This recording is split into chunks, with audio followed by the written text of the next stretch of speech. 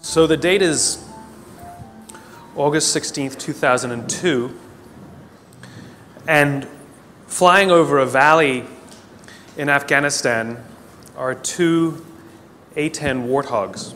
An A-10 is a heavily armored, low-flying, slow aircraft designed to provide ground cover for troops on the ground. And on this night, it's a very, very cloudy night. The storm's in the area. And these two planes hanging up above, just waiting in case anybody down below needs help. Up there, it's gorgeous. The moon is bright. There's thousands of stars in the sky. The clouds look like the snow had just fallen. Down below in the valley, however, there were 22 Special Operations Forces troops trying to make their way through the country. And they could feel that something was wrong. They felt uneasy. One of the pilots up above, call sign Johnny Bravo, and yes, he stands like this. He could feel their unease listening to them over the radio, so he decides he was going to go down below the cloud and just have a look. He tells his wingman, hang out up here, I'll go see what there is. And he points his plane down into the clouds. And as he's going through the clouds, the call comes over the radio. Troops in contact. Troops in contact is what they say when they come under effective fire. It means they're in trouble. So now Johnny Bravo points his plane straight down. The plane's getting thrashed about in the turbulence. And when he comes out below the clouds, he's less than 1,000 feet off the ground, and he's flying in a valley, cliffs on both sides. Now this is only 2002, and the planes were not yet equipped with ground-hugging radar, and worse, they were using old Russian maps. That's all they had at the time. And the sight that greets him is something like he's never seen before, not in training and not in the movies. He sees tracer fire coming from all sides of the valley, pointed right in the middle where the American forces are. And so he picks a point and starts to lay down suppressing fire. And he's flying, and he's in danger of hitting the cliff, of course. He knows his speed, he knows his distance from the map, and he literally counts out loud while he lays down the suppressing fire. 1, 1,000, 2, 1,000, 3, 1,000, 4, 1,000, 5, 1,000. Pulls hard on the stick, pulls back up into the cloud, comes down around again. 1, 1,000, 2, 1,000, 3, 1,000, 4, 1,000. Good hits, it says over his radio. And again, he comes around. 1, 1,000, 2, 1,000, 3, 1,000, 4, 1,000, 5, 1,000.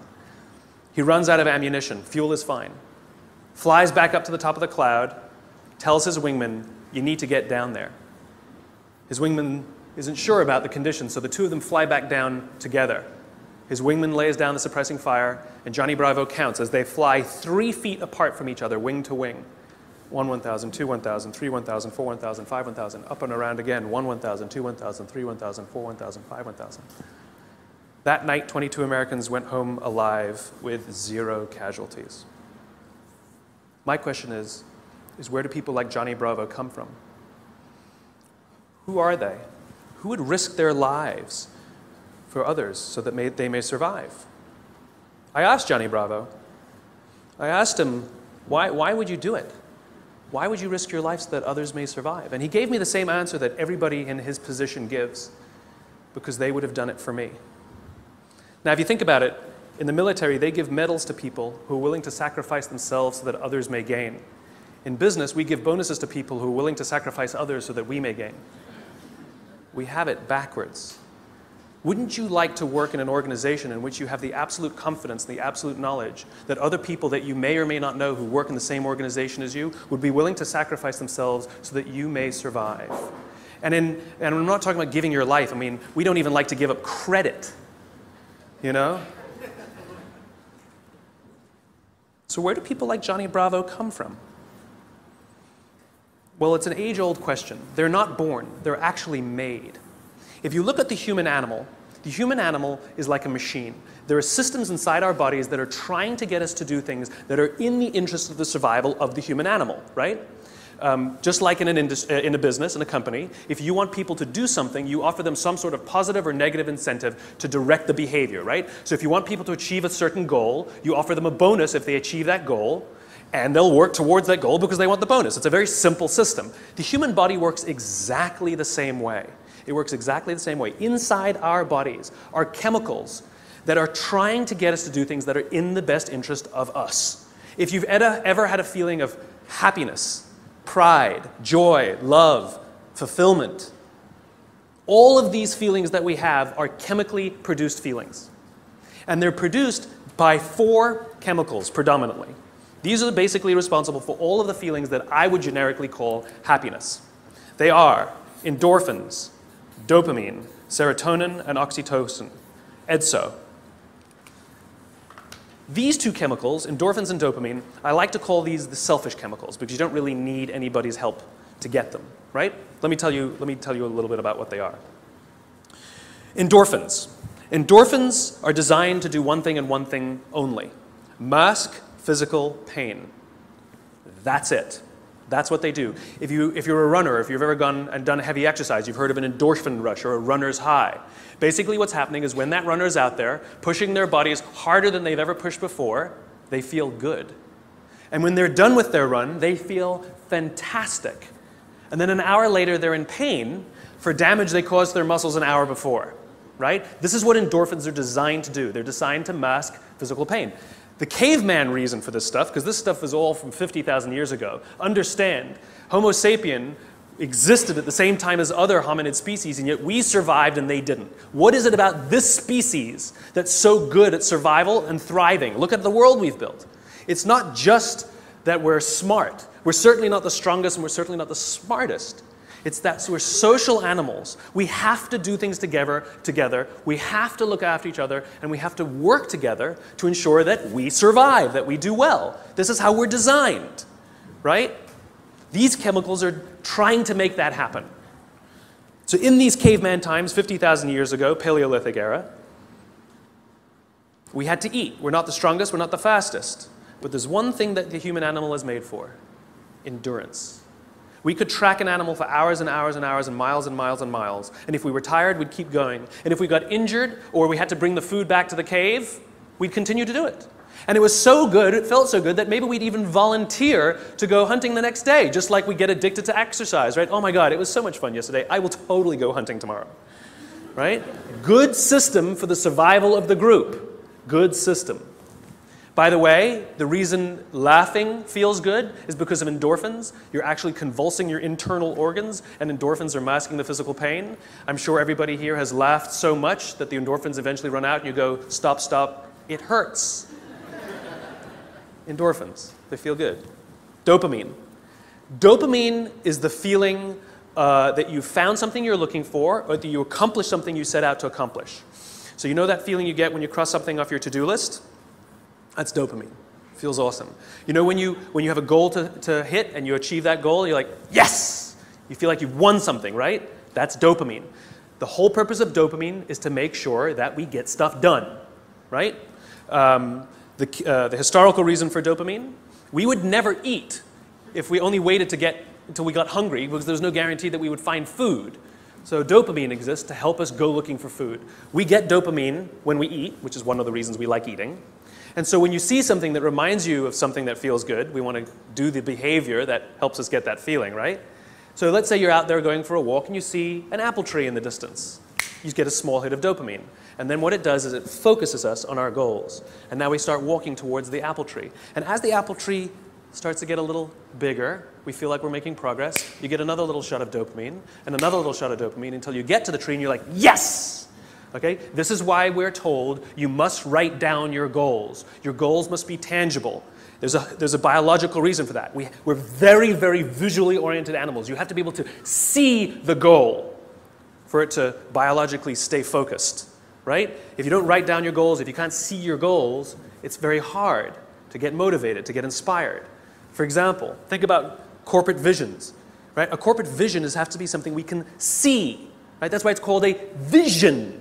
You can see it, right? To be the biggest, most respected, to be the fastest growing are not visions. They're nothing, right?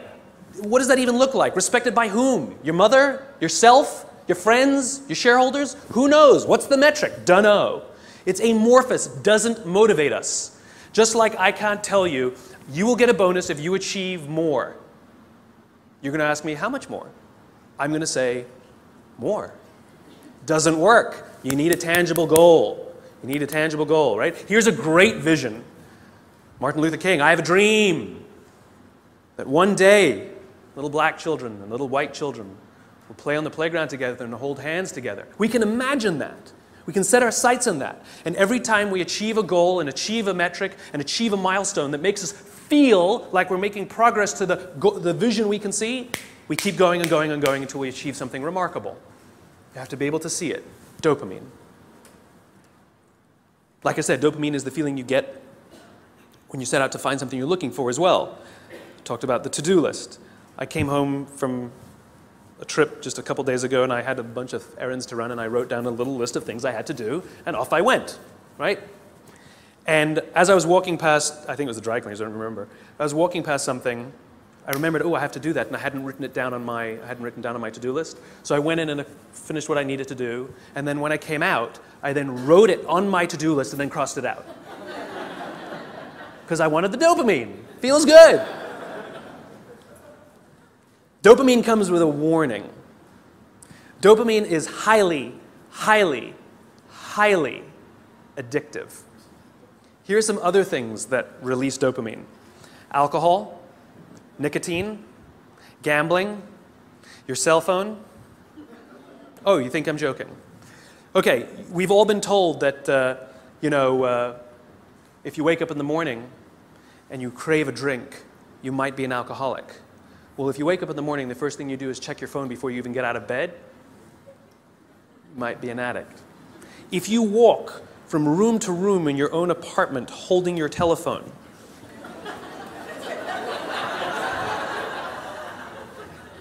you might be an addict. When you're driving in your car and you get a text and your phone goes beep, we hate email, true, we love the beep, the buzz, the ding, oh. Right? You'll be there in 10 minutes, and yet you have to look at it right now. You might be an addict. And even if you read it and it says, are you free for dinner next Thursday, and you have to reply immediately, you can't wait the 10 minutes, you might be an addict. And for all you Gen Ys out there who like to think that you're better at multitasking because you grew up with the technology, then why do you keep crashing your cars when you're texting? You're not better at multitasking, you're better at getting distracted. In fact, if you look at the statistics, ADD and ADHD have, diagnoses of ADD and ADHD have risen 66% in the past 10 years. Okay, ADD and ADHD is a frontal lobe disorder, right? Are you telling me out of nowhere 66% of our youth have a frontal lobe problem? Where did that come from? No, it's a misdiagnosis, right? What are the symptoms of a dopamine addiction to technology? Distractibility, inability to get things done, easily distracted, shortness of attention. It's all the same thing, so we misdiagnose things. It's the addictive quality of dopamine.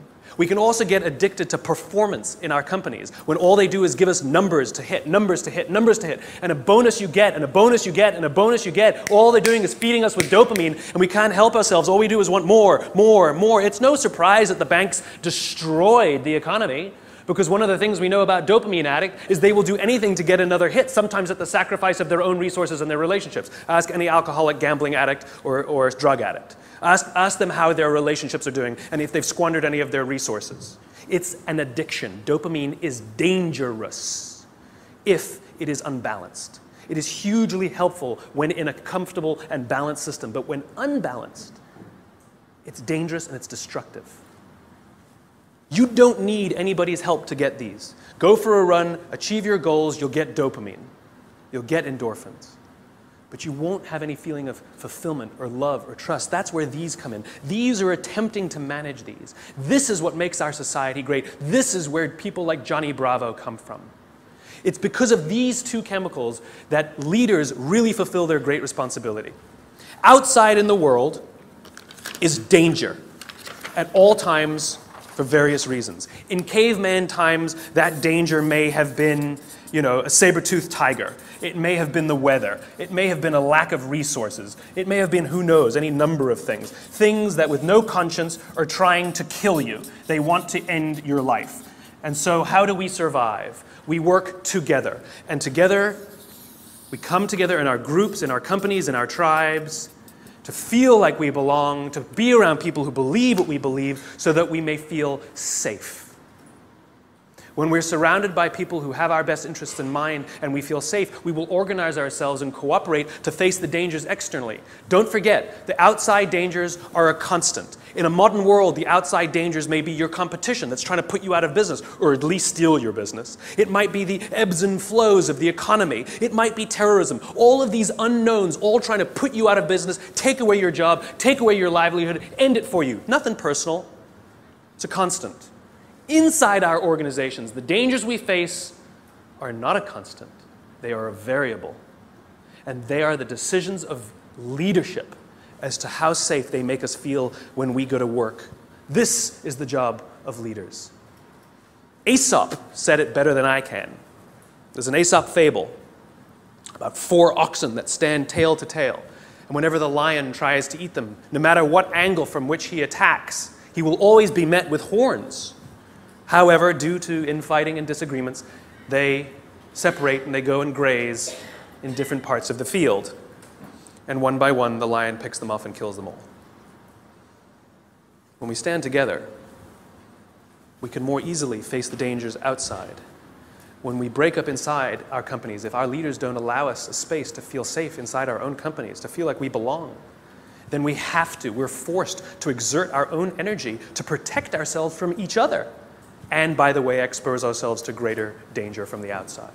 If you have to worry about politics, if you have to worry about someone stealing your credit, if you have to worry about your boss not having your back, think about the energy you invest, not in your business, not in the products you're trying to develop, not in your work, not in how great you're producing, not in your creativity, but in just keeping yourself feeling safe. This is destructive. The responsibility of leadership is 2 things. 1, to determine who gets in and who doesn't get in. This is what it means to start with why. What are our values? What are our beliefs? Who can we allow in?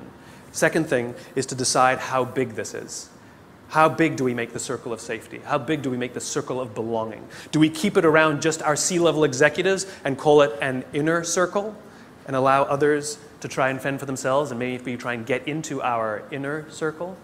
Or do we extend it to the outermost edges of the organization?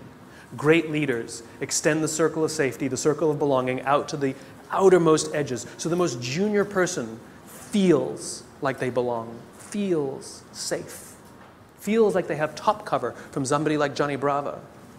That's what these other 2 chemicals are trying to do. Serotonin is the leadership chemical, is responsible for feelings of pride and status. This is why public recognition is very important. We are social animals, and we need the recognition of others. This is why we have the Oscars, and this is why we have public awards events. This is why we have commencement for graduation. I mean, think about it. What does it really take to get to graduate college? You need to pay your bills, fulfill the minimum requirements, and collect enough credits. That's it, right? It's a formula. You could get an email that says, congratulations, you fulfilled all the requirements for graduation. Enclosed, please print out the PDF of your diploma. P.S. magna cum laude, right? Wouldn't feel so good, right? So instead, we have a big ceremony to recognize the accomplishment. And in the audience, we put our family and our friends and our teachers, all of those in our tribe who've supported us and watched our backs as we've made it through. And then we show up on that day, and we go up on that stage, and we take our diploma. It feels great. We feel our status rise. We feel our pride go up. And by the way, when you have serotonin in your veins, your confidence goes up also. And here's the best part about serotonin. At the exact moment that you took your diploma and you felt that surge of serotonin go through your body, at the exact moment, your parents sitting in the audience also got a surge of serotonin and also felt an intense pride watching you graduate. And this is what serotonin is trying to do. It is trying to reinforce the relationship between parent and child, boss and employee, coach and player, the caregiver and the one who is grateful for the support they are given. And think about it. Think of the speeches that we give. If you give an award to somebody, what do they say? I couldn't have done it. I thank God. I thank my parents. I thank my coach. We thank the person who we believe was looking out for us. We could not have done this without them, we say. And they look at us and they say, so proud of you. And we work to make them proud. Great teams don't want to win the trophy. Great teams want to win one for the coach. They want to make the coach proud. We want to make our parents proud. And it raises our status, and it raises our confidence, and it feels good, and we in turn will look after others so that they may accomplish the same. This is what serotonin is trying desperately to do. The problem is you can trick serotonin. We live in a materialist society, so we judge status very often in our country based on how much money you make, right? So any conspicuous display of wealth raises your status. This is why they put the logos on the outside. No good on the inside, nobody can see them. We want the red line of our Prada glasses. How good, you own a pair of designer shoes, how good does it feel to put on your Gucci shoes? Oh my God, it feels so good. You walk out and you feel $1 million. You can actually feel your confidence rise when you put on the stuff, right? Because it's showing this display of status. It feels great. The problem is there was no real relationship that was reinforced because of it. You tricked the system. That's why we keep trying to accomplish things and accumulate more and more material goods, and yet we never feel successful because there was no relationship. We tricked it. We gamed it. Serotonin is the leadership chemical. The reason I call it the leadership chemical is a historical reason, a very simple historical reason. We had a very practical problem as our animal was developing, as the Homo sapien was developing. We lived in communities of about 100 and 150 people. And there's a very practical issue, which is if we're hungry and somebody brings back food and drop a carcass on the floor, we're all going to rush in to eat. And if you're lucky enough to be built like a linebacker, you will elbow your way to the front. And if you're the artistic one of the family, you get the elbow in the face. Not a good system to keep the whole tribe alive, and definitely not a good system for cooperation. Because remember, the value of group living means that if I trust you and you trust me, I can fall asleep at night and trust that you will alert me to danger. If I don't trust you, I can't go to sleep at night. It's the same in our companies. If we trust each other, we will turn our backs, we will take risks, we will innovate, we will do things that will change the course of our world. If I don't trust you, I can't do that. I can't do that. There's value in group living and group working. And so if you got an elbow in the face that afternoon, odds are very high that you're not going to wake the guy who punched you if danger's there. You're just not going to do it. Bad system. And so we evolved into hierarchical animals. We're constantly assessing and judging each other, constantly arranging ourselves. Who's the alpha? Who's the dominant? Who's the one who sort of is the more dominant personality or dominant talent in the room? In caveman times, it might have been physical muscle. In a creative industry, it might be talent. In the military, it might be courage. There's no standard by which we judge alphas. It's relative to the industries we're in. And it's relative to us as well. If you've ever met someone and you were nervous while you were meeting them, you're not the alpha. We've all had the experience where we're meeting somebody and we can sense that they're nervous meeting us. You're the alpha. I'll tell you a little aside that's kind of funny. You know when women all live together, their menstrual cycles align, right? Assuming they're not on the pill, then it doesn't work, right? But if they're not on the pill, all the menstrual cycles go together on the same schedule. It's not arbitrary. They always align with the alpha female's schedule. And the reason is because when a woman is in her menstrual cycle, she can't bear children. And so in evolutionary terms, you want the alpha male and the alpha female to do it so you can have alpha children, right? Nice, strong, strapping kids are going to survive. But if she's off the market, that produces competition. So Mother Nature has created a very clever way that when she's off the market, everyone's off the market.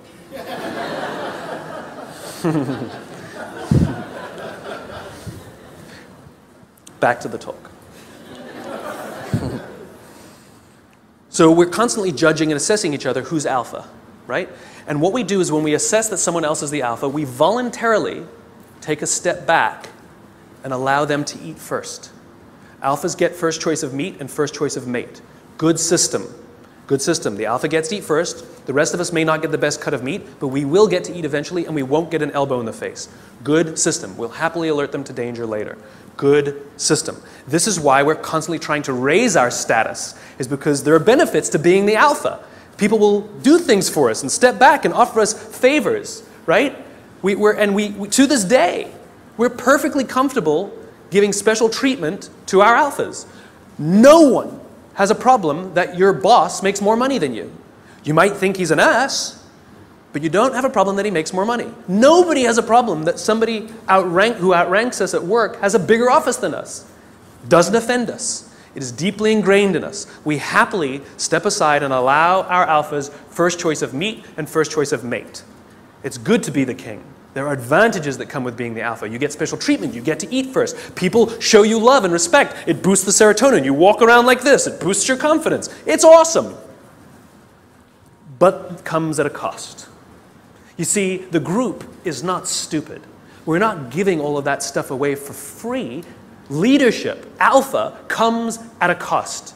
You see, we expect that when danger threatens us from the outside, that the person who's actually stronger, the person who's better fed, and the person who is actually teeming with serotonin and actually has higher confidence than the rest of us, we expect them to run towards the danger to protect us. This is what it means to be a leader. The cost of leadership is self-interest. If you're not willing to give up your perks when it matters, then you probably shouldn't get promoted. You might be an authority, but you will not be a leader. Leadership comes at a cost. You don't get to do less work when you get more senior. You have to do more work. And the more work you have to do is put yourself at risk to look after others. That is the anthropological definition of what a leader is. This is why we're so offended by these banker boys who pay themselves astronomical salaries. It has nothing to do with the number. It has to do with the fact that they have violated a deep-seated social contract. We know that they made all of that money and allowed their people to be sacrificed. In fact, they may have sacrificed their people for the money. If I told you we're going to give $150 million to Nelson Mandela, would anyone have a problem with that? Nope. $250 million to Mother Teresa. Got an issue with it? Nope. It's not the number. It's not the amount of money they make. It's that we are deeply and viscerally offended that we know that we allowed them to have this alpha position and they did not fulfill their responsibility of the alpha. They're supposed to sacrifice themselves for us. Never sacrifice us for themselves. This is why we're angry and offended and don't trust them. They fail.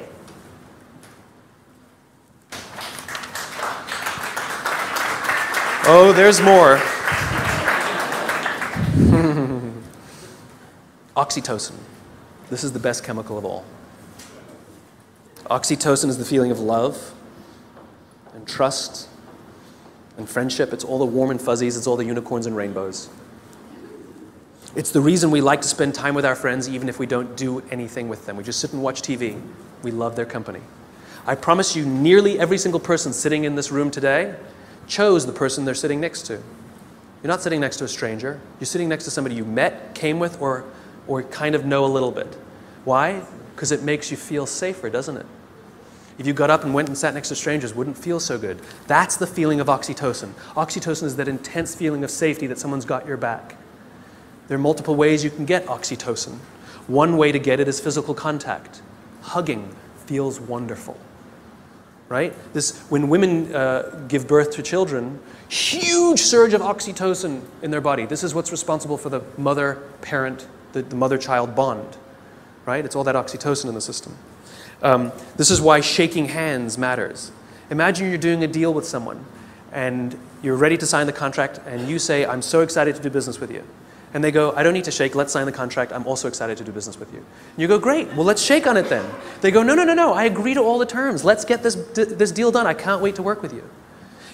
You might get everything you want in the contract, but business, relationships are not rational.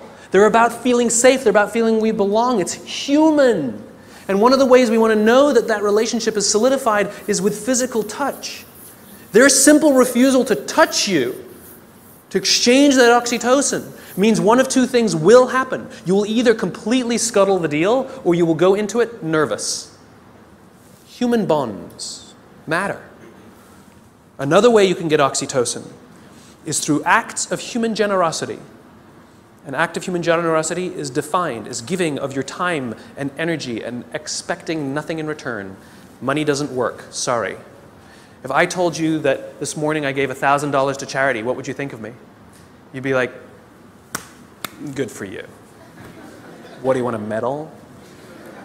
But if I told you that last Saturday I gave up my day and I went and painted schools in the inner city, Then what would you think? You'd be like, nice, cool, I should do more, right? The value of my labor, much less than $1,000, could have hired many more people for $1,000 to go paint schools in the inner city. But you see, as human beings, we put a premium on time because it is an equal commodity and it is a non-redeemable commodity. You spend money, you make money. You spend time, you'll never get it back. Some of you are sitting in this room right now saying, I will never get this time back. I got nothing for you. So we put a premium on people who give us their time and energy. A leader who says to you, I'll pay for something for you, is not a leader. A leader who comes and sits down next to you and says, how can I help you, is a leader. I was talking to some oil executives, and they were trying to convince me that they really care about how fulfilled and how happy their employees are at work, to which I said, no, you don't. And they said, no, we do. And I said, no, you don't. And they said, yeah, we do. You see how this went. And I said, I bet you hired some high-priced consultancy to come and do a web survey about whether people like their jobs or not. And they said, well, we didn't hire a consultancy. I said, okay, so it's kind of like sending your son an email, right? Dear son, your mother and I care that you feel like a valuable part of this family. Please tell us candidly what we can do better so that you feel like you belong here because we really love you. Love, Dad. Or you go into his room, you sit on his bed, and you say, hey, son, your mom and I really care that you feel like a valuable member of this family. Please tell us candidly what we can do better because we want you to feel like you belong and we really love you.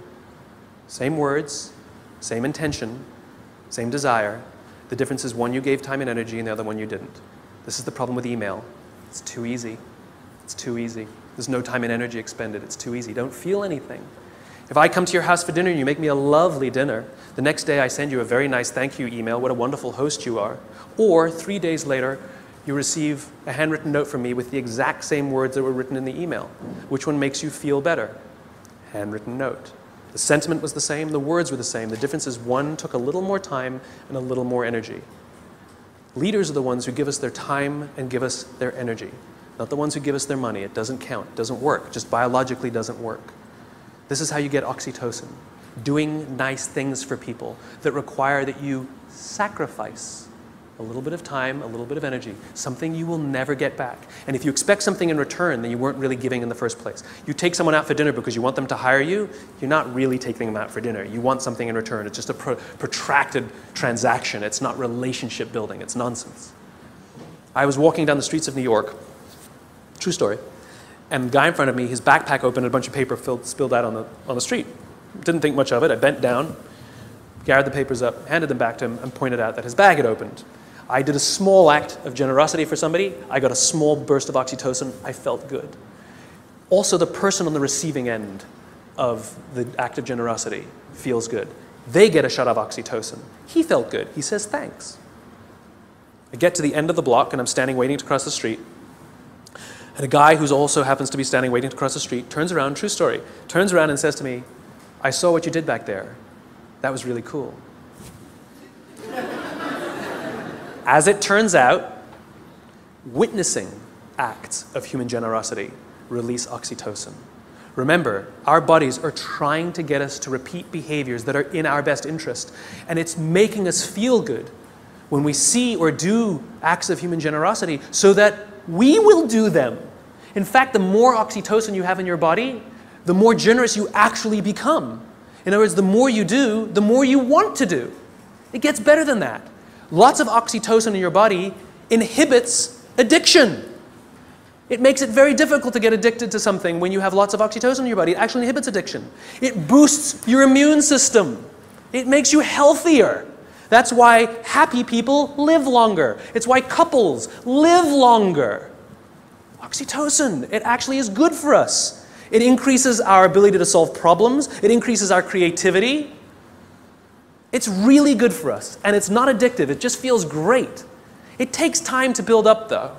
You know, if I went on a date with a girl the other day. It was a first date. We totally got along great. We're going to get married. Why are you laughing? That's my social life. The reason you laugh is because you inherently know that I cannot form a bond of trust strong enough to get married in 7 days. You know that. Why don't you go on a couple more dates? Right? Inherently, you know that. right? But if I told you that I've been dating somebody for 7 years and we're not married yet, what do you say? What's wrong? In other words, we know that that bond of trust takes more than 7 days and less than 7 years. Don't know how long it takes, though. So when you start a new job and you're really excited to work there and they're really excited to have you, don't quite feel like you belong. You don't quite feel like you're trusted yet, right? Even though you were really excited and they're really excited, it takes time. And you have to do little acts of generosity and make little sacrifices, do little things for people. Not big risks, small risks. It's like dating. You know, you don't start by buying them a diamond. You start by taking them for lunch, buying them a drink, you know? Little bits. Then they take you out, or you take them out again. You do something a little bigger. Then you do that in a movie. Then they come over, and then you buy them flowers, and then you say, I love you. And one day you wake up in the morning, it's like you press this belief button. You just, I'm in love. I don't know when it happened. It just clicks, and you feel like you belong. Same thing at work. Same thing at work. It just clicks, and you feel like you belong because you got enough oxytocin built up in your system. We don't allow this to happen. We're too busy sending emails. We're too busy sending emails. The next time you want to tell somebody something, email is fantastic for the exchange of information, right? It's fantastic. Here's the report you wanted. The meeting's at 4 o'clock. Fantastic. What did you think of my idea? Do not reply on an email. That's an emotional question. Email is a rational tool. You get up from your desk. You walk the 30 feet. And you say, wanted to tell you what I thought of your idea. And I promise you, not only will that information be better received, but you will start to create relationship because oxytocin starts to get released. If you can't get up and walk 30 feet, pick up the telephone. I've done it. It's an amazing thing. You pick up the phone and you go, hey. They're like, hey, what's the matter? They're like, no, I'm just replying to your email. Wanted to tell you what I thought. What? And people who tell me, but I need a paper trail, have the conversation, hang up and say, just to confirm what we talked about, boom, there's your paper trail. The reason we get so many emails is because we reply to them all. And 12 emails are sent, and then somebody misunderstands something, and somebody gets angry, and then you have to pick up the phone and deal with it anyway. Do it at the beginning. Quicker, easier, better. Biology. Give your time and give your energy. And this is why leadership is really difficult, because you can't give it to everyone because you don't have enough to give to everyone. You just can't. You have to make sure that you can trust others, to trust others, to trust others, to trust others. And this is what happens in this circle of belonging, in the circle of safety. This is what effective bureaucracy is, which is, as the CEO, as the leader, or whatever your job is, you have one responsibility and one responsibility only, which is to make sure the people you know that you have physical contact with, you know their names, are confident and feel looked after, and encourage them to do the same for the ones who work beneath them, who work beneath them, who work beneath them. And when this group of people really feel safe, then they will invite in the customer to also feel safe. They will talk to these people as if they are human. I actually flew on an airline recently, and I was appalled at how I was treated. It was disgusting. It was like cattle, right? And I said something. I said, why do you treat people like cattle? And she literally said to me, I'm sorry, sir, I have to do it or I'll lose my job. What did she tell me? My organization that I work for doesn't make me feel safe. I don't feel like I belong. So I'm going to treat you like dirt to protect myself. As opposed to somebody who feels safe and says, sir, I will do everything in my power to make sure that you feel happy and good because I'm not worried. That's called a highly effective organization. There's one more chemical I haven't told you about. The big C. Cortisol. Cortisol is the feeling of stress and the feeling of anxiety.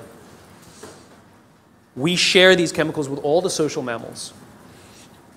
And so when you see a herd of gazelle, you've all seen the documentary on Discovery or whatever, right? You see a herd of gazelle grazing, and one of them thinks they hear a rustle in the grass, and they go, head, right?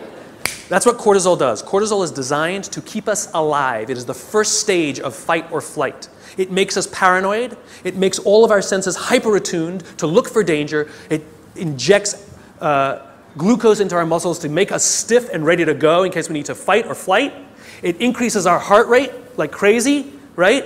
And it makes us start looking. It makes us paranoid to find the danger.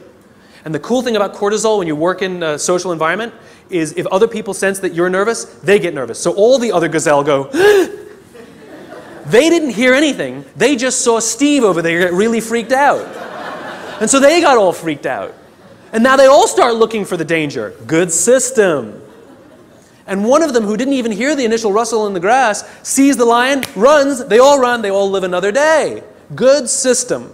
So that when we go to work and somebody says, I think there's going to be layoffs, all of us are like, what do you mean? Wait, we're all paranoid now. We're all freaked. I shouldn't have talked in that meeting. We start to get crazy. We start to get paranoid. Our hearts start to race. That's what cortisol does. It's trying to keep us alive. You wake up in the middle of the night, you hear a bump in the middle of the night. What's the first thing you do? You wake the person next to you. And then what do? They go, And if there's nothing there, you go and trust your eyes, right? You go looking for it. We're visual animals, right? If there's nothing there, you go like this. Cortisol leaves our body, and we relax, and our heart rate goes back down. Cortisol, to get all of that extra energy, to make us paranoid, to make us self-interested, it needs to shut down non-essential systems, because it has to get it from somewhere, right? So it shuts off things like growth. You don't need your fingernails to grow at that moment. It shuts it off. The other thing it shuts off is our immune system. Don't need it in that moment.